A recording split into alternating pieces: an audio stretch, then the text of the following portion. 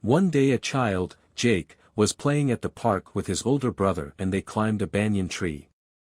The tree was very tall and they could not get down once they were at the top. A man from the village, named Adam, brought a ladder and helped them come down. Their mother was grateful. They brought down fruit in baskets from the tree and ate together. The next day the children were playing by the shore and one of them went swimming alone. His younger brother, Jake, grew worried because he was far off shore and the sea was taking him away. His mother tried swimming for him but he was too far off.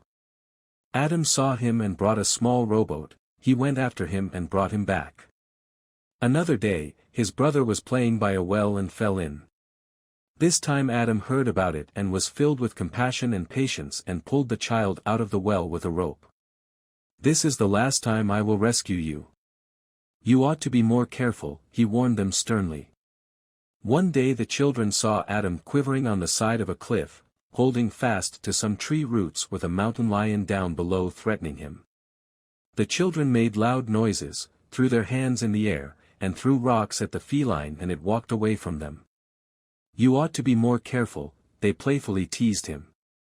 And Adam was grateful he had saved the children that now came back to repay the favor. That evening Adam went fishing and caught a huge halibut. He began to teach the children all sorts of useful knowledge, like gutting and scaling a fish, catching fish, rowing a boat, and swimming. One day while the three were hiking they heard someone calling for help from a ravine. "It's Mother," the older child cried out. And they found her collapsed inside a cave wedged between some rocks after she had fallen down the entrance. She had gone to the cave to extract back guano for her garden but had fallen in some rocks and could not get out. "Help! Please somebody," she called out. "We're here and your children are here," Adam replied. And he tried to lift her up but her body was jammed between the rocks. They could not lift the rocks as they were extremely heavy. Adam then used a sturdy stick and pivoted it against a rock and began removing the heavy stones. Finally, she was free and she embraced her children and her rescuer. "Thank you for saving me and my children's lives. I will be grateful forever.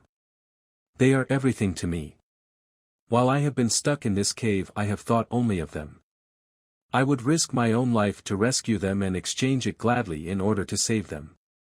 A mother's love for her children is like a flame that refuses to be extinguished.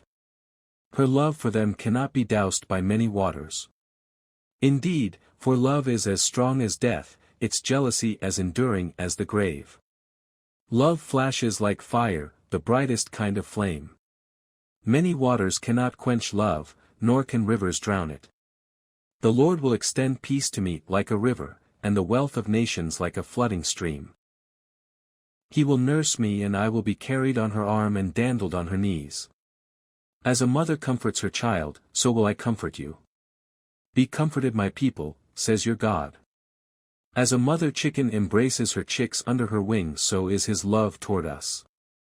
His love is boundless and his faithfulness without limit.